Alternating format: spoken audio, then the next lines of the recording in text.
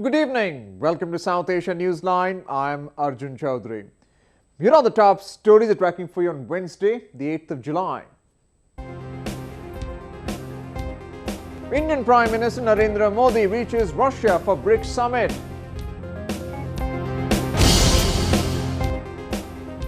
Flash floods wreak havoc in eastern Pakistan.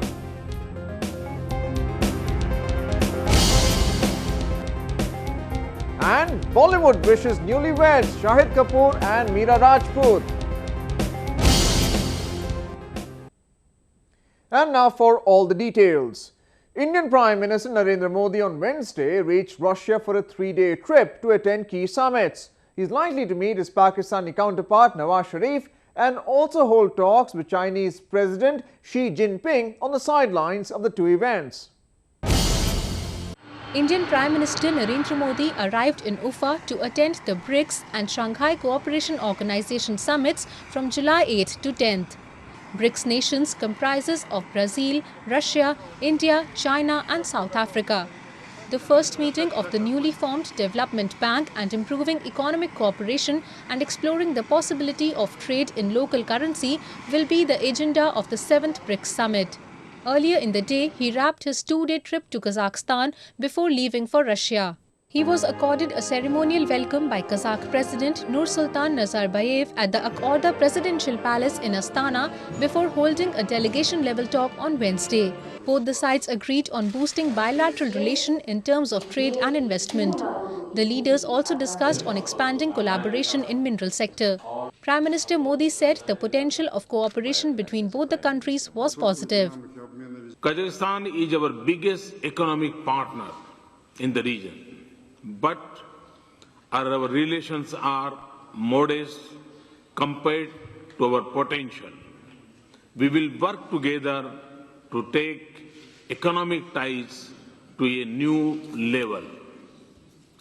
Kazakhstan was one of the first countries which we launched civil nuclear cooperation through a uranium purchase contract. We are pleased to have a much larger second contract now. Prime Minister Modi, along with his Kazakh counterpart Karim Masimov, had on Tuesday launched the first exploratory drilling of Satpayev oil block through a video conferencing. The Indian Prime Minister said that both the countries shared a symbiotic relationship. Bharat एक विशाल देश, बहुत बड़ी जनसंख्या और बहुत बड़ी demand. जो चीजें आपके पास हैं, उन सारी चीजों की भारत को आवश्यकता है। एक प्रकार से we are made for each other जैसा है। Prime Minister Modi, who began his 8-day tour of Central Asia on Monday, also paid a state visit to Uzbekistan. He will also attend the Shanghai Cooperation Organization meeting later during his tour. According to reports, he will meet his Pakistani counterpart Nawaz Sharif on the sidelines of the SCO summit. If it materializes, this will be the first formal meeting between them after May 2014. Both India and Pakistan are also looking at becoming full members of the SCO club of Russia, China, Tajikistan, Kazakhstan, Kyrgyzstan and Uzbekistan. Prime Minister Modi is currently on a tour of Central Asia to boost ties with the nations of the region. In what is seen as a first step towards reconciliation process, the Afghan government and the Taliban met in neighbouring Pakistan. The two sides have also reportedly agreed to further meet for the next round of talks. After decades of instability and conflicts in Afghanistan, there is a glimpse of optimism towards peace on the horizon. This comes after the representatives of the government and a Taliban delegation met in Pakistan capital Islamabad on Tuesday. The talks, reportedly facilitated by the Pakistan leadership, were also attended by representatives from US and China. This was the first time that the two sides have publicly acknowledged of holding formal talks. Earlier, there were unconfirmed reports of the representatives of Taliban and the government meeting in Qatar and China. The two sides have now agreed to meet again after the Islamic fasting month of Ramzan for the next round. The participants agreed to continue talks to create an environment conducive for peace and reconciliation process. The next meeting will be held at mutually convenient date after Ramzan, Pakistan Foreign Office said in a statement. Islamabad had last month expressed willingness to facilitate talks between the two sides to end the long-standing conflict. The political and military leadership in Pakistan is expected to play a key role in the dialogue, as it was one of the only few backers of the Taliban regime during its rule in the late 1990s. The talks also come at a time when the insurgents have stepped up attacks across Afghanistan, targeting both civilians and government establishments. Escalating the political temperature, Sri Lankan President Maithripala Sirisena has imposed conditions on his predecessor Mahinda Rajapaksa's nomination. Former President Rajapaksa is eyeing a comeback to power in the upcoming parliamentary election. Although former President Mahinda Rajapaksa was granted an election ticket by ruling coalition the United People's Freedom Alliance or UPFA, President Maithripala Sirisena is said to have placed several conditions on his nomination. One specific provision states that Rajapaksa will not be appointed as the Prime Minister. In addition, he has been limited to only contesting in the Hambantota district electorate. Rajapaksa only received a nomination from the UPFA and not its main constituent, the Sri Lanka Freedom Party. Further, should Rajapaksa be indicted by any international or local tribunal, he will have to immediately vacate his seat as a lawmaker if at all elected. With the latest development, Rajapaksa's filing of nomination, which was scheduled for Wednesday, has been put on hold.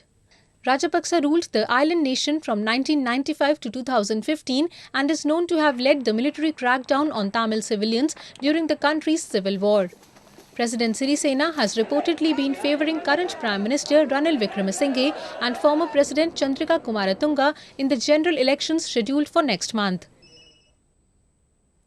Pakistan government has hinted that JAMAAT-UD-DAWA, the charity face of globally designated terror outfit Lashkar-e-Taiba, won't be banned in the country, despite the UN and the international community recognizing both the organizations as same. Pakistan government claims that there is no proof linking the two. Pakistan government has for the first time admitted that JAMAAT-UD-DAWA is the new name of Lashkar-e-Taiba and that the former has not been banned in the country. Federal Minister Abdul Qadir Baloch informed the Senate that even though the UN has enlisted the JUD as LET with a new name, evidence linking the two has been shared with Pakistan by the world body. The UN Security Council had in December 2008 designated the JUD as a global terrorist organization.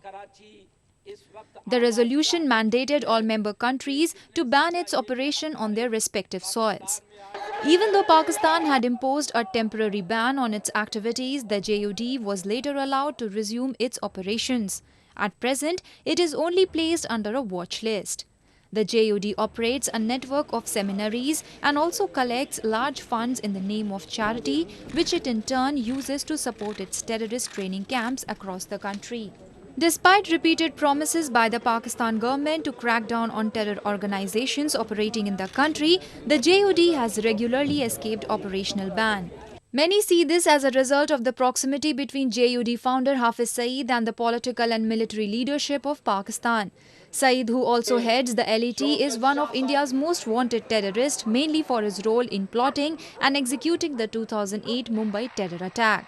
Even though his co-conspirator David Coleman Headley has admitted Saeed's involvement in the attack, Pakistan continues to safeguard him, claiming there is no evidence against Saeed.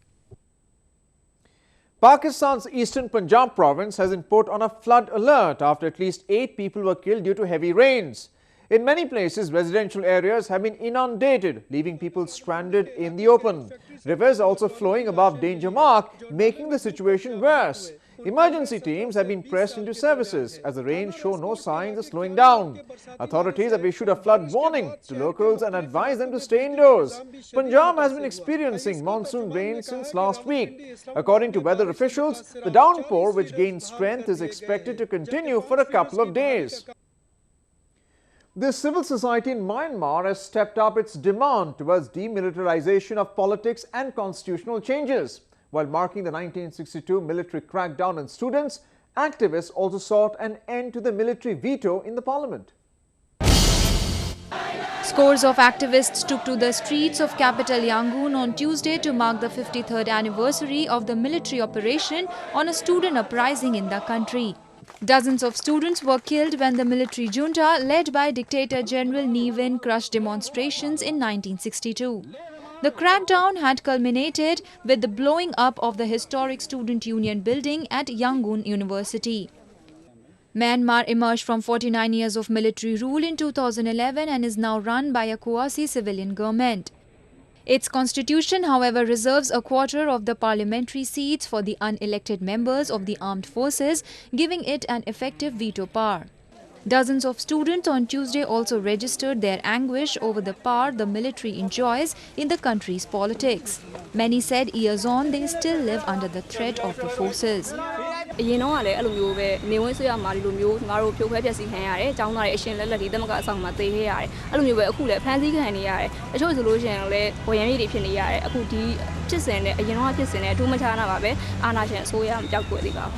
Myanmar's civil society has been protesting and demanding the removal of military from the country's politics for some time now. But the outrage has escalated even more after Myanmar Parliament last month voted to retain the legislative veto of the military, giving them a say in the governance of the country, since this would have cut the support threshold to 70%. The parliament requires support of 75% of the lawmakers to amend the constitution. The vote had also barred opposition leader Aung San Suu Kyi from running for presidency in the upcoming elections. The Nobel laureate, who served a house arrest for 21 years before being released in 2010, has been fighting to establish a democracy in the country for decades. When Bollywood's most eligible bachelor took wedding vows, his fans kept a check on the ceremony all day long. Despite the marriage being low-key, the film fraternity came out loud to wish the newlyweds. Take a look. When Shahid Kapoor walked out of the marriage venue hand in hand with his just wedded wife Mira Rajput, shutterbugs couldn't get enough of them. The latest couple, who kept the celebration simple and close-knit, however, did not refrain from thanking their fans for their love. While Shahid looked dapper in a sherwani by designer Kunal Rawal, Mira looked elegant in an Anamika Khanna ensemble. As soon as it was announced that the duo have exchanged their vows on Tuesday, Bollywood erupted in wishing them. Shahid's co-actors from various films including good friend Amrita Rao and Genelia D'Souza, apart from Ritesh Deshmukh, Sophie Chaudhary and Bipasha Basu, all took to social networking sites to congratulate them. 34-year-old Shahid chose an arranged marriage with 21-year-old Mira, a graduate from the Delhi University. They met through a religious group and had been hogging headlines ever since their engagement in January. The two, who had kept the details about the D-Day under wraps, tied the knot in a Gurdwara wedding in the presence of very close friends and family. Shahid's father, Pankaj Kapoor, who made an appearance with current wife Supriya Pathak along with daughter Sana and son Ruhan, was all ecstatic about welcoming Mira into their family. We are extremely happy about this marriage and we are celebrating right now. Thank you so much everybody. Thank you everybody. And we are looking forward to a family time together. Thanks very much. Shahid is the son of veteran actor Pankaj Kapoor and his former wife Neelima Azim. She is amazing. Itni achhi bhabhi sabko mile. I hope so. The celebrations kick-started with the Sangeet ceremony at a plush hotel alongside a farmhouse in the outskirts of capital New Delhi on Monday and ended late on Tuesday with a post-wedding party. The newly married couple is set to host a grand wedding reception for the film fraternity in Mumbai on Sunday. Well, that's the way it was in South Asia this evening. Before we conclude the top stories once again, Indian Prime Minister Narendra Modi reaches Russia for BRICS summit.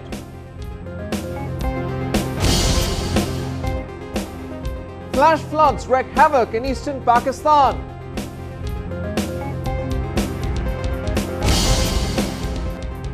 And Bollywood wishes newlyweds Shahid Kapoor and Mira Rajput.